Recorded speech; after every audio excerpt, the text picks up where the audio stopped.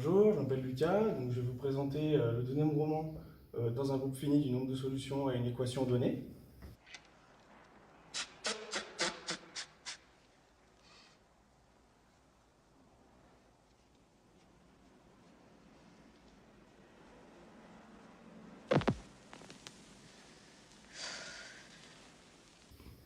Donc, on se donne G, un groupe fini. On va poser S, l'ensemble donc des n pleines, donc je vais prendre n supérieur ou égal à 2, G1, G2, jusqu'à Gn. Et donc une équation dans un groupe G, on va donc demander est-ce que le produit des GI, I égale à 1 à N, soit égal à E, avec les GI respectivement dans des classes de conjugaison CI. Donc on va commencer, alors on va poser ρ, une représentation irréductible de notre groupe fini G tangente de B, donc irréductible, et les xi, donc pour I alors de 1 à N, des éléments du groupe en question. Donc on va commencer avec un N. On va montrer que 1 sur G de puissance n fois la somme donc pour T1 jusqu'à Tn. Donc ici tous ces éléments vont parcourir tout le groupe. T ρ du produit pour I alors de 1 à n des Ti xi Ti-1 sera une homothétie de rapport. Le produit, donc on notera qui le caractère associé à notre représentation ρ, des qui de xi, qui allant de 1 à n, sur qui de e, et ça c'est une application donc identité. Donc comment on va procéder? On va établir le cas pour n égale 1, qui est vraiment un schéma important, et on procédera ensuite par récurrence.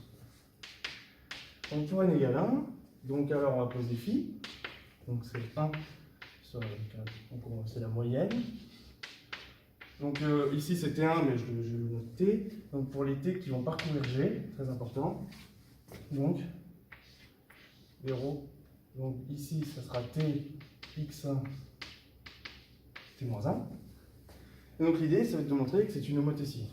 On n'oublie pas, ρ est une représentation irréductible. Donc on va montrer que c'est un morphisme de représentation. Donc prenons H dans le groupe G. Donc si on effectue phi ρ de H, on obtient 1 sur le module de G, la somme, toujours sur le T, le ρ, le T x1. ρ est un morphisme, donc on aura T-1 H. Et donc là, l'idée, c'est de faire un changement de variable parce que T parcourt tout le groupe. Donc notamment, on va poser U est égal à H. Alors, U est égal à H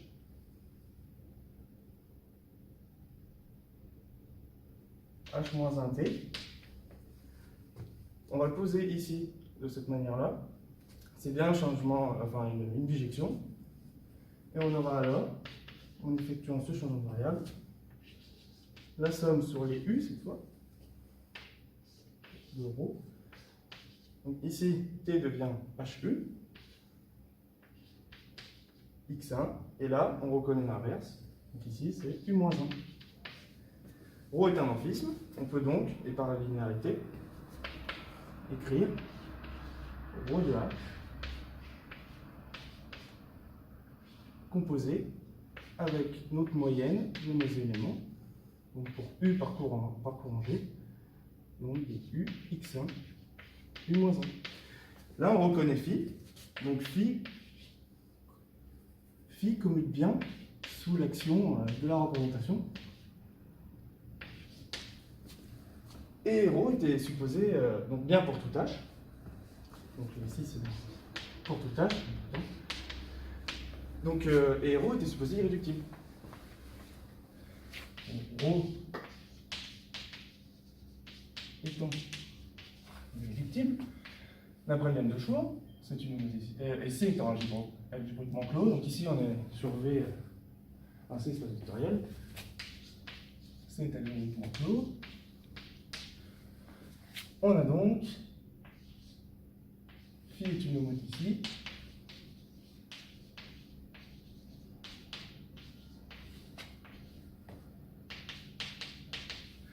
De rapport. Donc, le rapport, c'est tout simplement la trace de phi divisée par la dimension de V. La trace de phi, c'est très simple ici. Là, ρ étant un morphisme, la trace étant invariante par conjugaison, on somme G fois, puis on a fait la moyenne, donc la trace de phi, en fait, c'est tout simplement pi de x. Donc le rapport, c'est la trace de phi sur la dimension de V, pi de x. Et la dimension de V, on sait que c'est la trace de l'identité, donc pi de V. Donc on a montré que n égale 1, et une fois qu'on a k n égale 1, on voit que ça va facilement, l'hérédité va facilement se faire. Donc supposons que pour n appartenant à n, on a donc 1 sur g puissance n, la somme sur T1 jusqu'à Tn, 0, il produit sur i allant de 1 à n et pi xi moins 1, que ce soit bien. Notre homothétie, où cette fois-ci c'est le qui de xi sur qui de e puissance n, identité. Donc là, ce qu'on a envie de faire, c'est qu'on va à nouveau moyenner. Donc on va prendre un y qu'on fixe en g. Et on voit donc que si on applique ceci à y, on a a rho de y. Donc, appliquons cette application linéaire à rho de y. On obtient 1 sur g puissance n, la somme sur T1 jusqu'à Tn. Rho est un morphisme, toujours.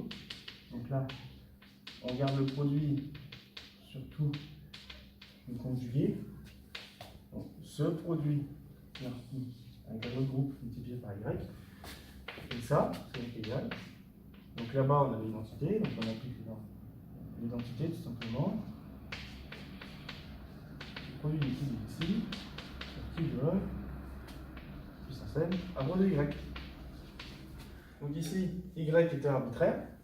Donc je choisis pour y égale Tn plus 1, xn plus 1, Tn plus 1 moins 1, où Tn plus 1 va parcourir le groupe. Donc voilà. Où Tn plus 1 parcourt G. Et on va donc moyenner en divisant par cardinal de G. On obtient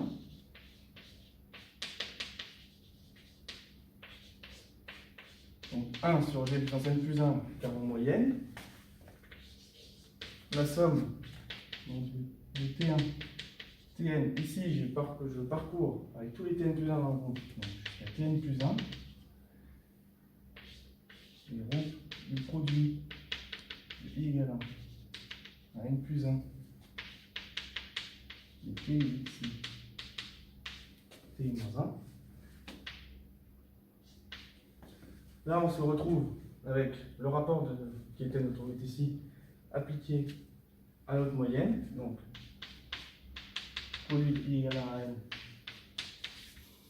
et qui est ici, qui de puissance n, appliqué à phi.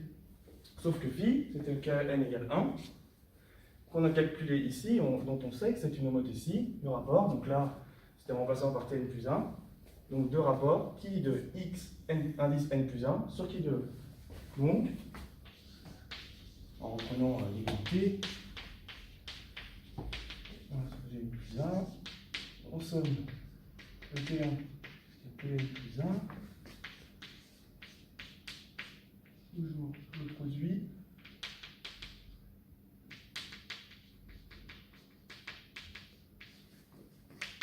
qui vaut donc bien le produit pour I de 1 à N qui est ici, qui de puissance N plus 1, on avait un kilo de moteur, identité. Ce qui aboutit, ce qui termine la preuve de notre laine. Maintenant, on va prendre la trace de cette égalité. Donc, en prenant la trace,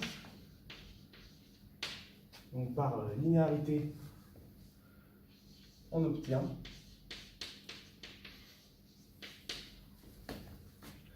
donc ici la trace de ρ va donc nous donner le caractère de la représentation. Donc on obtient. Donc ici on applique la formule du lemme, donc c'est-à-dire avec l'indice n, somme de T1, Tn,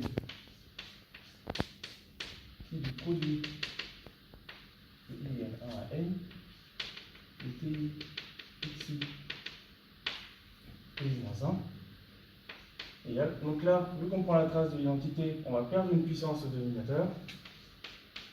Donc ici ce sera n-1.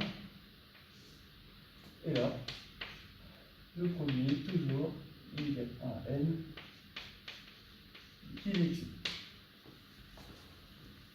Maintenant, on a ça pour. On avait pris ρ une représentation irréductible. Donc on a ça pour tout caractère irréductible. Donc pour tout qui est irréductible. Et dans le but de notre problème, ça va être la représentation régulière qui va bien nous aider. Donc on sait, dans l'écriture du caractère de la représentation régulière, que c'est la somme sur les irréductibles des qui de E, qui. Ici, je vais donc sommer toutes ces égalités sur les qui irréductibles, car cette égalité est vraie pour tout qui est irréductible. Donc, en sommant, on obtient donc 1 sur G puissance n. Donc ici, on somme. Donc, en multipliant, on va bien avoir la somme toujours sur T1, Tn parcourant G. Le caractère de la représentation régulière I allant de 1 à n T ici I-1 égale. Donc là, on a sommé sur les caractères irréductibles, donc on va avoir une somme. Je vais plutôt l'écrire ici. Donc on somme cette fois-ci, c'est sur les qui irréductibles.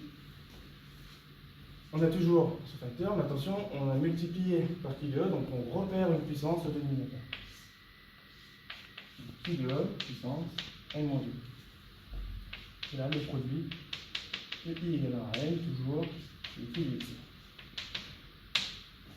Donc maintenant, on va s'intéresser à un ensemble pour unité T, où T, ce sera l'ensemble de T1, de T2, Tn, tel que le produit des TI xi ti-1 soit égal à E.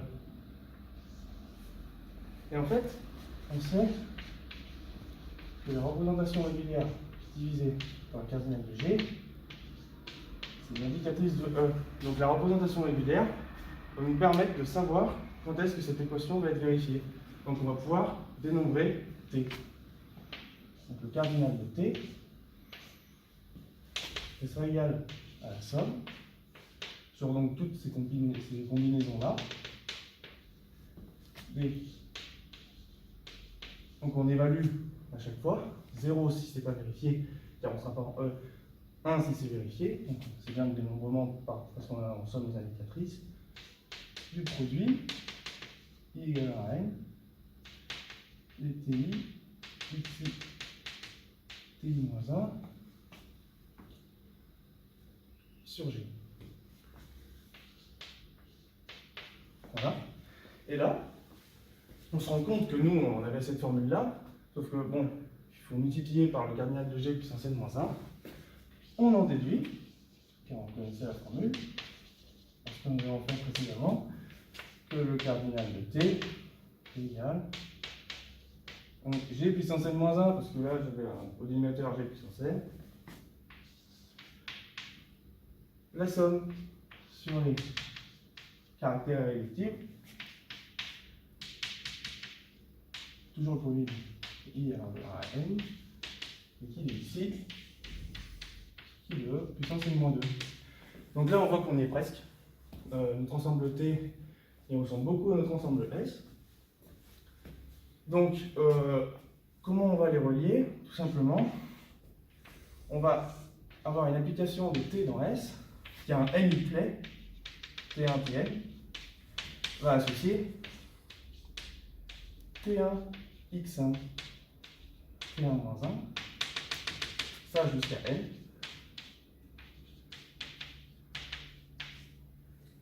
Cette application, comme on a posé nos ensembles, elle est surjective. Donc, surjective. Et maintenant, on reconnaît la formule de conjugaison. Donc l'idée, c'est que si on a un TI, XI, TI-1 égale à XI, c'est-à-dire que s'il y a un élément de deux fois un élément de S ici, en fait, ça c'est équivalent au fait que TI appartient au centralisateur de l'élément XI. En fait, on reconnaît l'orbite grâce à l'action par conjugaison sur le groupe. On sait donc que le cardinal de T multiplié par le produit et 1 sur ZI et alors de 1 à n, ça va nous donner le cardinal de notre ensemble S. On connaît ce cardinal-là grâce à l'action de groupe par conjugaison sur lui-même. Donc, le cardinal de S, c'est égal. Donc 1 sur ZI, ça nous donne donc 1 sur ZI, c'est égal à la classe de conjugaison sur le cardinal de groupe. On fait ça n fois. Donc, on a cardinal de G puissance n-1, cardinal de G puissance n ici. La somme toujours sur les clés irréductibles. Et là, le produit de I à n, donc le cardinal des classes de conjugaison, qui apparaît donc, par linéarité, va apparaître ici, qui est ici, divisé par qui de puissance n-2. Et là, ce qu'on a, ça revient à faire 1 sur G. On a donc dénombré le nombre de solutions à notre équation dans notre groupe G.